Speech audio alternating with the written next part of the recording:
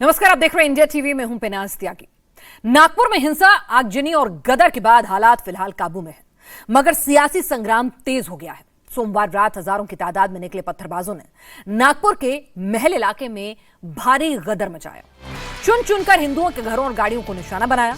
नागपुर हिंसा को लेकर बड़ी खबर सामने आई है। प्री प्लान तरीके से नागपुर में हिंसा की आग भड़काई गई। हिंदू संगठनों के प्रदर्शन को देखते हुए ट्रॉलियों में भर भर कर पत्थर पहले से जमा किए गए। पत्थरों से भरी ट्रॉली लेकर मुस्लिम समुदाय के लोग चिटनेस पार्क में इकट्ठा हुए। पुलिस और हिंदुओं के घरों पर हमले की साजिश पहले से ही रची गई थी।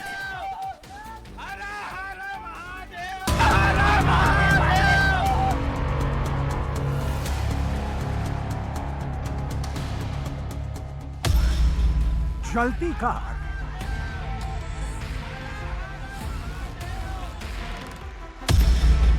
क्रेन में लगाई आग,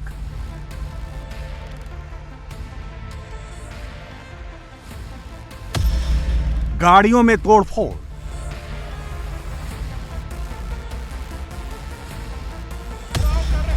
घरों पर पथराव, रोकने की कोशिश कर रही है।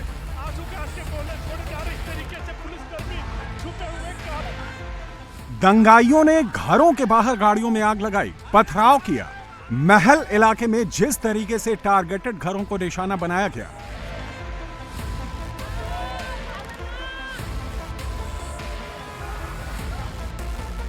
दंगाई अपने साथ में पत्थर, लाठी डंडे, पेट्रोल बम लेकर पहुंचे और टारगेटेड घरों को टारगेट पर लिया।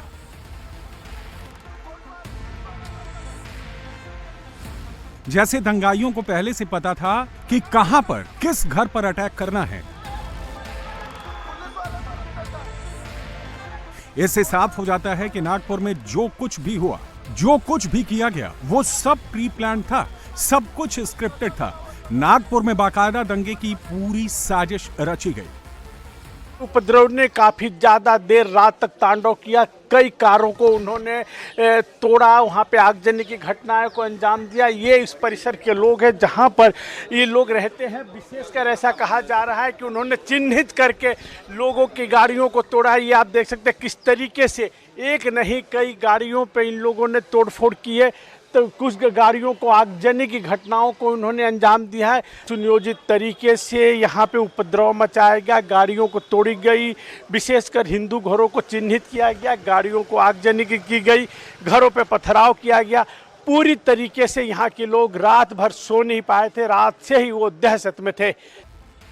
ये वो सीसीटीवी तस्वीरें हैं जिसमें साफ दिख रहा है किस तरह नागपुर शहर को जलाया गया, तोड़फोड़ की गई, पत्थरबाजी की गई। यानी सब कुछ पहले से तय था। थोड़ी देर में हजारों की भीड़ आ गई, हिंदू घरों को चुन चुन कर निशाना बनाया गया।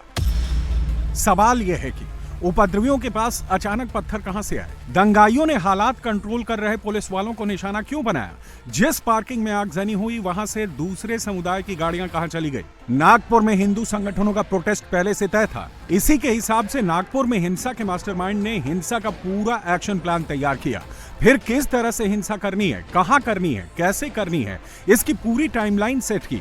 फिर दंगाइयों ने प्लान के हिसाब से ही टारगेटेड हिंसा की। नागपुर में सुबह 11 बजे के करीब विश्व हिंदू परिषद और बजरंग दल ने औरंगजेब का पुतला जलाया। दोपहर 3 बजे के बाद मुस्लिमों की भीड़ ने महल थाने को घेर लिया और पुतले में आपत्तिजनक सामग्री का इस्तेमाल का आरोप लगाया, नारेबाजी की। पुलिस ने हिंदू संगठनों पर 3:09 पर पहली FIR भी दर्ज की। मुस्लिमों की बात भी मान ली। इसके बावजूद एक बार फिर शाम 7 बजे कपड़े जलाने की अफवाह फैल गई। मुस्लिमों की भीड़ ट्रॉली से पत्थर लेकर महल के चिटनिस पार्क पहुंची। चुन चुन कर हिंदुओं के घरों पर पथराव किया गया, आगजनी की, पुलिस पर कुल्हाड़ी से अटैक किया। बाद में फिर रात 8 से 8:30 बजे के बीच हिंसा के दौरान 2 गाड़ियों में आग लगा दी गई। वहीं रात 10:30 बजे से 11:30 के बीच हंसपुरी इलाके के ओल्ड भंडारा रोड पर कई गाड़ियों को आग के हवाले कर दिया। साफ है, नागपुर में हिंसा प्री प्लान्ड साजिश का हिस्सा थी, क्योंकि जिस इलाके में हिंसा हुई वहां हिंदू मुस्लिम दोनों के घर हैं, लेकिन केवल हिंदुओं के घरों को, हिंदुओं की प्रॉपर्टी को ही निशाना बनाया गया। वहाँ से लेकर तो वहाँ तक जितनी भी गाड़ी थे सबको फोड़े, ऊपर चढ़ चढ़ के फोड़े हैं। उसके ये सीसीटीवी फुटेज है हमारे पास, और ऊपर चढ़ चढ़ के इतने बड़े बड़े फतरा उन्होंने डाले। और वो जो गाड़ी जलाया है उसमें जल नहीं रही थी, उसमें पेट्रोल बम डाल के हमारे ऊपर भी, जब हमने उनको प्रतिकार करने का प्रयास किया तो हमारे ऊपर भी उन्होंने पेट्रोल बम जैसे फेंकने का प्रयास किया, बड़े बड़े पत्थर फेंके। उन्होंने सब देखा कि जहाँ सब हिंदू धर्म के घर है, जहाँ जैसे नेम प्लेट लगी है, मेरे घर की नेम प्लेट लगी है, तो ऐसे करके के पत्थर फेंके, ऊपर तक पत्थर फेंके लोगों के घर में।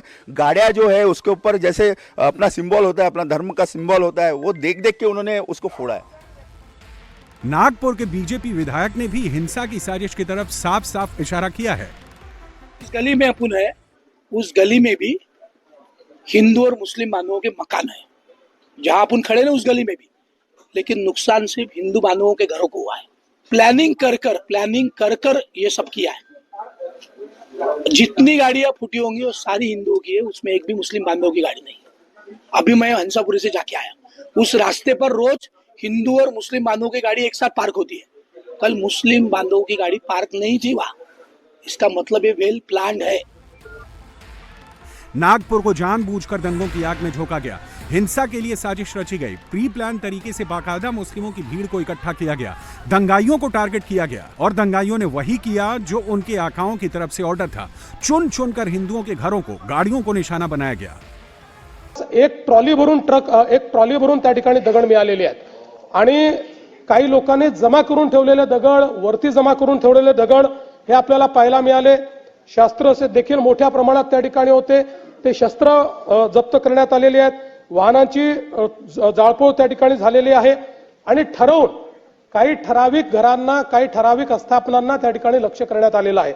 में कई लोग बाहर से आए थे, ऐसा पुलिस का कहना है, वहाँ के लोगों का कहना है। और वो पत्थर तो फेंके ही, हथियार भी चलाए, लेकिन पेट्रोल बम भी फेंके।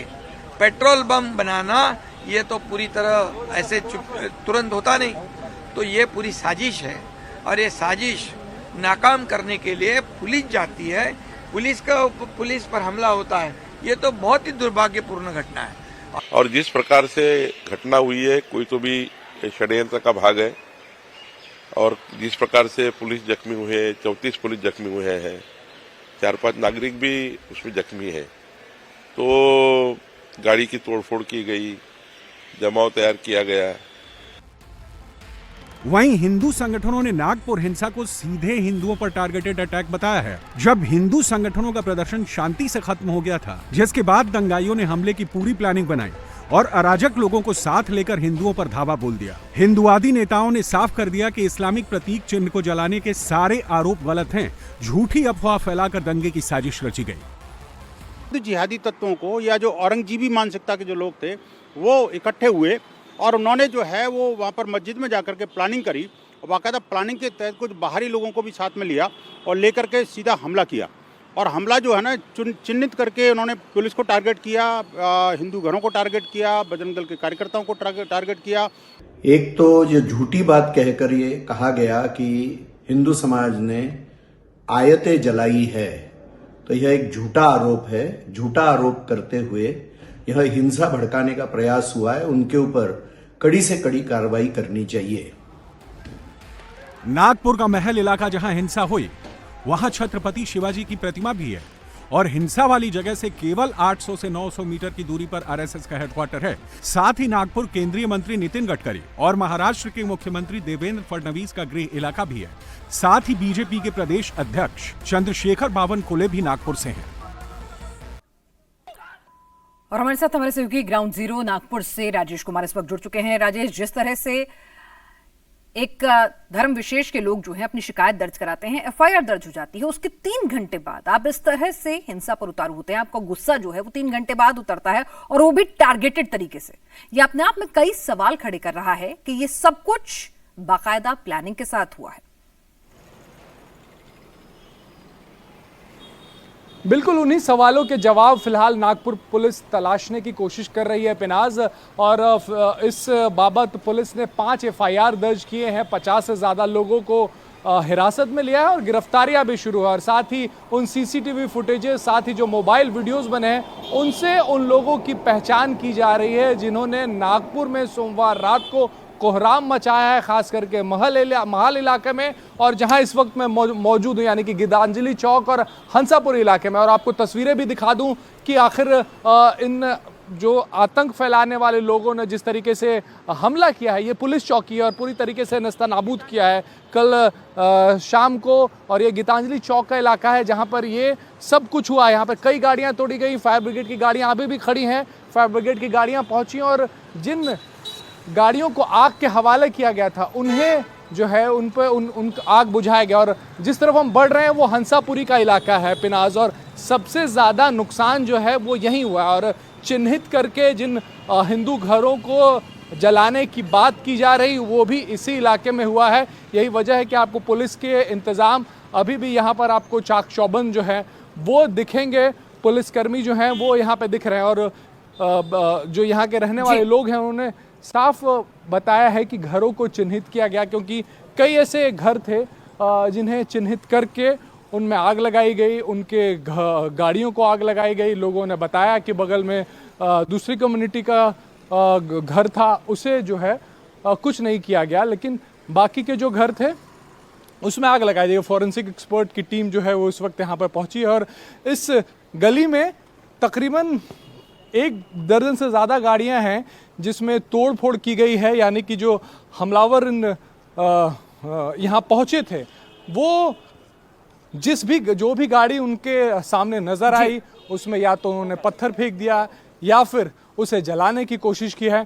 तो फिलहाल स्थिति को काबू में किया गया है। अब जो नुकसान हुआ है उसका पंचनामा जो है वो चल रहा है और उन लोगों की निशानदेही की जा रही है पिनाज जिन्होंने ये हरकत की है और साथ ही उसके तो पीछे जिस तरह की से सोच क्या थी। टारगेटेड तरीके से वहां पर हिंदुओं के घरों को, गाड़ियों को निशाना बनाया गया, जिस तरह के बड़े बड़े पत्थर इस्तेमाल किए गए हिंसा के लिए, जो औजार इस्तेमाल किए गए, वो एकाएक इंपल्सिव रिएक्शन नहीं हो सकता, वो प्लान्ड रिएक्शन है।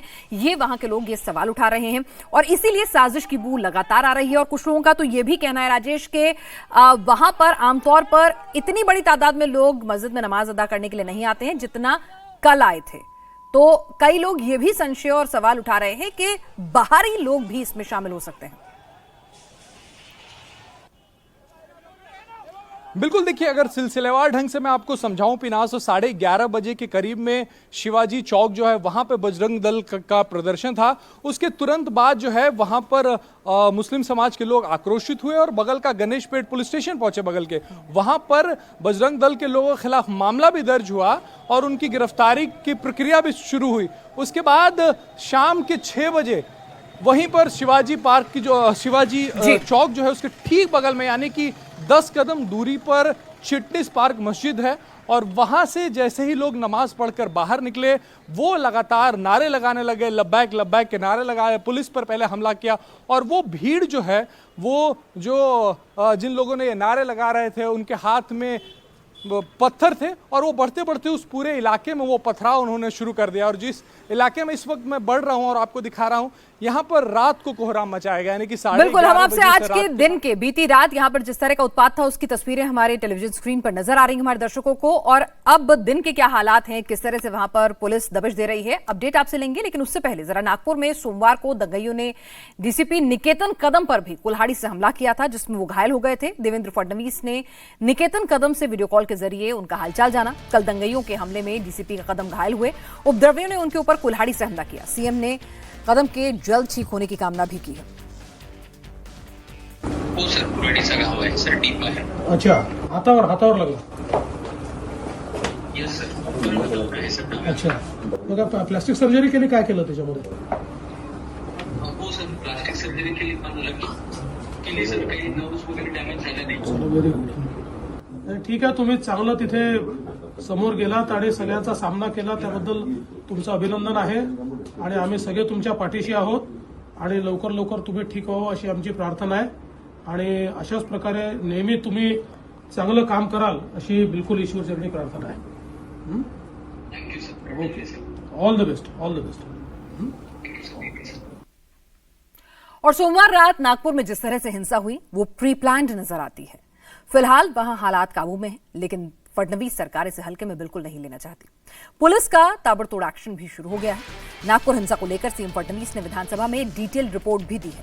साथ ही कहा है कि हिंसा करने वालों को किसी भी सूरत में बख्शा नहीं जाएगा, क्योंकि नागपुर सीएम का गृह जिला है, इसलिए वो खुद हालात की मॉनिटरिंग कर रहे हैं। नागपुर के 10 थाना इलाकों में कर्फ्यू लगा हुआ है। पुलिस ने अब तक 65 से ज्यादा उपद्रवियों को दबोच लिया है। कुल 5 FIR अब तक दर्ज हुई है।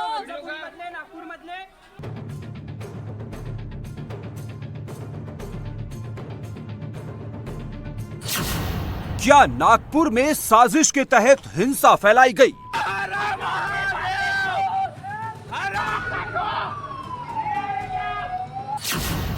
क्या नागपुर में औरंगजेब के बहाने हिंदुओं को टारगेट किया गया?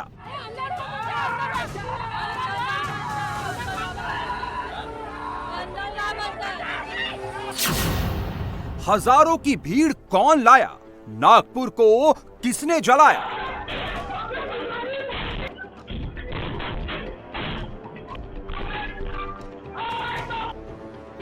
नागपुर में हालात पुलिस के कंट्रोल में है, लेकिन हिंसा के निशान जगह जगह नजर आ रहे हैं।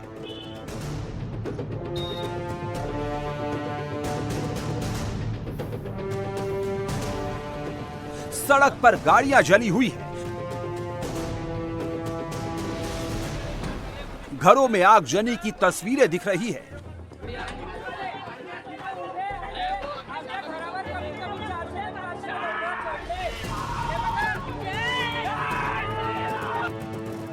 चार डीसीपी लेवल के अधिकारियों समेत 33 पुलिसकर्मी घायल हैं। अब सरकार का पूरा फोकस हालात को सुधारने में है। मैं यह भी कहूंगा, वहां की जनता को अपील भी करूंगा कि पुलिस काम कर रही है, पुलिस तफ्तीश करेगी, जो गुनाहगार है उसको छोड़ेगी नहीं, लेकिन पुलिस को सहयोग करके वहां शांति बनाए रखने का मैं अपील करता हूं। मुझे लगता है कि नागपुर में इसके पहले ऐसा कभी हुआ नहीं। नागपुर की जनता समझदार है।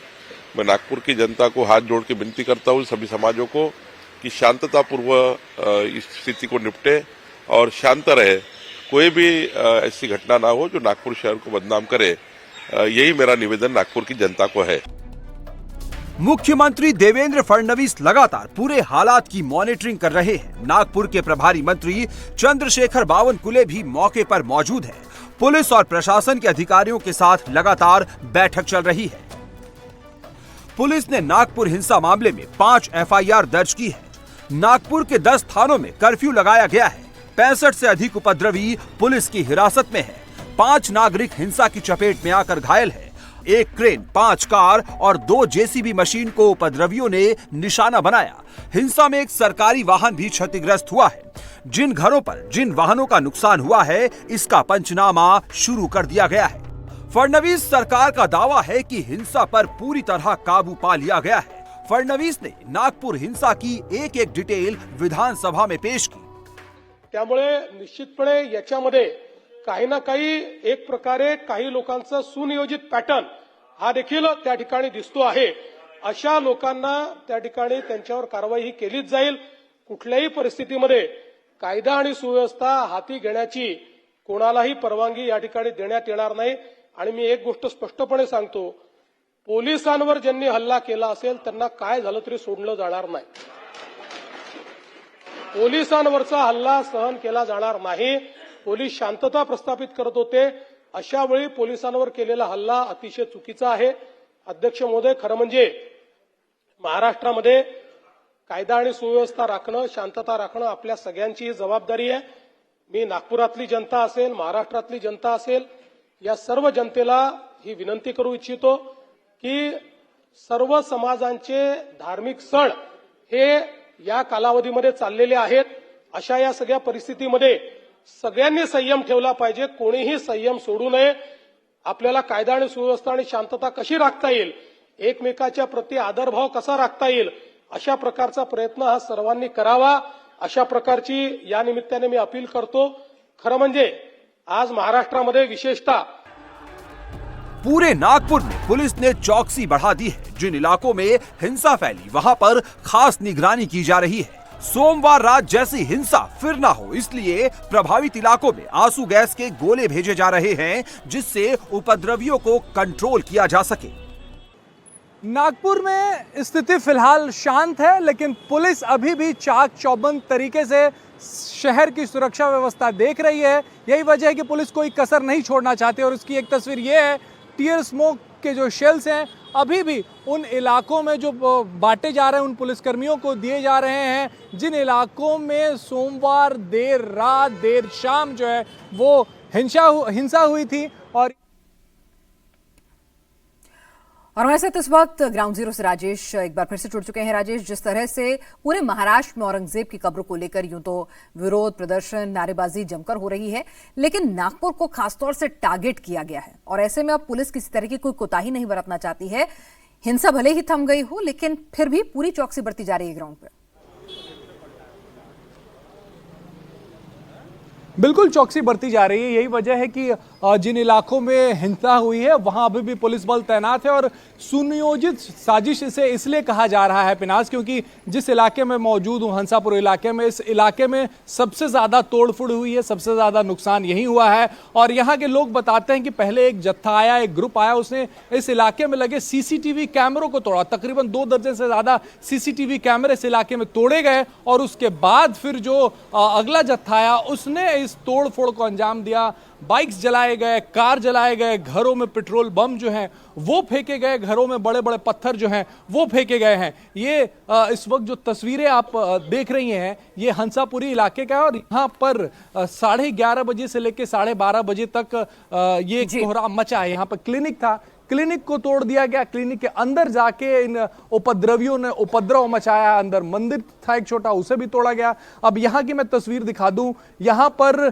तकरीबन 1 दर्जन से ज्यादा मोटरसाइकिल्स लगे हुए थे जिनमें आग लगा दिया गया। अब जो घर में रहने वाले लोग हैं वो घर की साफ सफाई कर रहे हैं, क्योंकि जो गाड़ियां कल रात तक यहाँ मौजूद थी, बिल्कुल हिंसा के निशान जो हैं उन्हें जांच के लिए भी बटोरा जा रहा है और आसपास के लोग एक बार फिर से शांति की, सौहार्द की सुबह चाहते हैं, तो वहां से अब वो भी अपने घर के आसपास की चीजों को ठीक कर रहे हैं। लेकिन फिर भी जांच जारी है और सवाल यही है कि आमतौर पर शांतिपूर्ण तरीके से रहने वाले नागपुर का जो इतिहास रहा है उसमें किसने सोची समझी साजिश के तहत इस हिंसा उत्पात को अंजाम दिया। आगे बढ़ते हैं।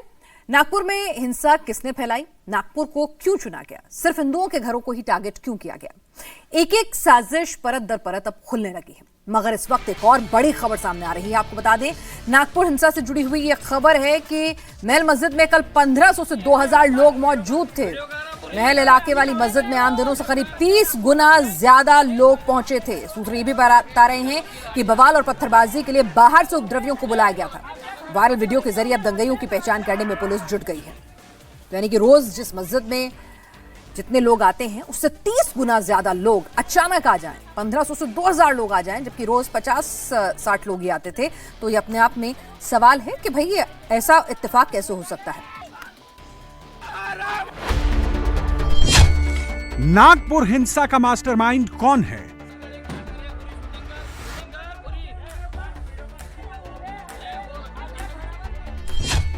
नागपुर में किसके कहने पर हजारों की भीड़ जमा हो गई?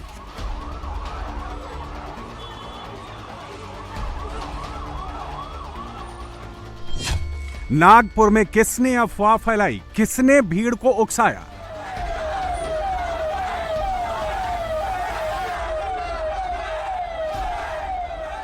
ये वो सवाल हैं जो नागपुर हिंसा के बाद उठ रहे हैं, क्योंकि जब हिंदू संगठनों का प्रोटेस्ट हुआ, प्रदर्शन के दौरान भीड़ ने औरंगजेब का पुतला जलाया। पुतले के एक कपड़े पर औरंगजेब की तस्वीर लगाकर जलाई गई।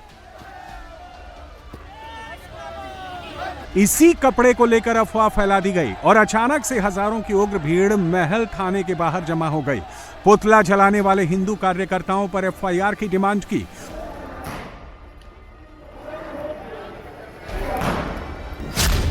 पुलिस ने नागपुर में प्रदर्शन के आयोजक और बजरंग दल के ज्वाइंट सेक्रेटरी राहुल नारनवारे पर एफआईआर दर्ज की। नारनवारे के कई और साथियों पर भी केस दर्ज किया गया।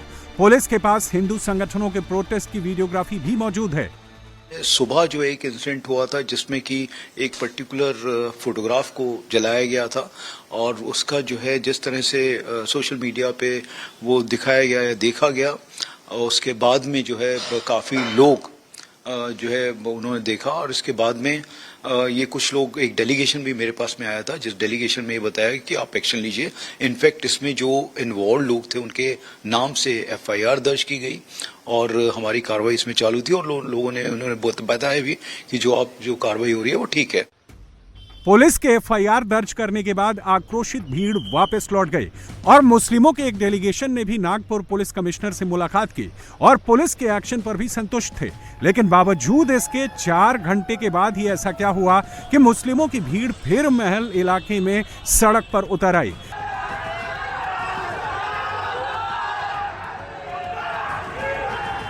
चिटनिस पार्क के पास टारगेट कर हिंदुओं के घरों को, गाड़ियों को निशाना बनाया, आगजनी की। ऐसे में सवाल यह है कि क्या नागपुर में हिंसा की साजिश की प्लानिंग पहले ही रची जा चुकी थी और प्लान को अंजाम देने के लिए मुद्दे तलाशे जा रहे थे?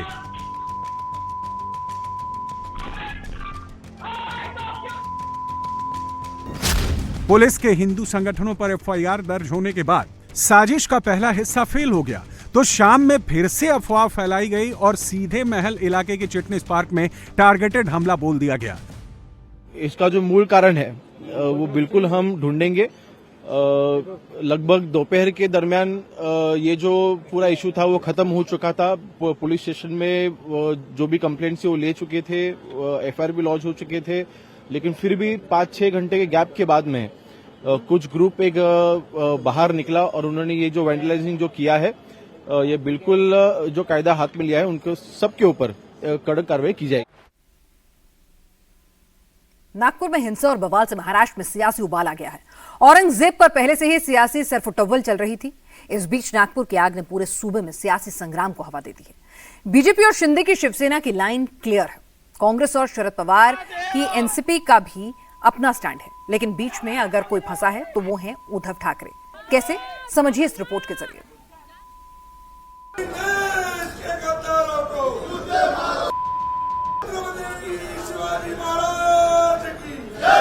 सारे के सारे लोग ये 300, 440 साल, 50 साल पुरानी बात कर रहे हैं। सरकार उन्हीं के हाथों में। अगर कब्र को खोदना है, कब्र को तोड़ देना है, तो प्रधानमंत्री महोदय फोन लगा सकते हैं, ASI को आदेश दे सकते हैं। लेकिन ये ना करते हुए ये सारी नौटंकी मूवमेंट करनी है उनको, ताकि अपनी बात चलती रहे। ये ऐसी घटना घटने के लिए, ये ऐसी घटना हो जाए, ये ऐसी घटना घटाने के लिए जो पार्टी जो सत्ताधीश पार्टी है, जो गवर्नमेंट में लोग हैं, वो ज्यादा करके गवर्नमेंट में रहने वाले लोग ही उसके ज्यादा कारण बनते हैं। उनको जिम्मेदार वही है। बयानबाजी करके वो औरंगजेब की जो प्रशंसा कर रहे थे वो हिंदुओं को पसंद नहीं आया।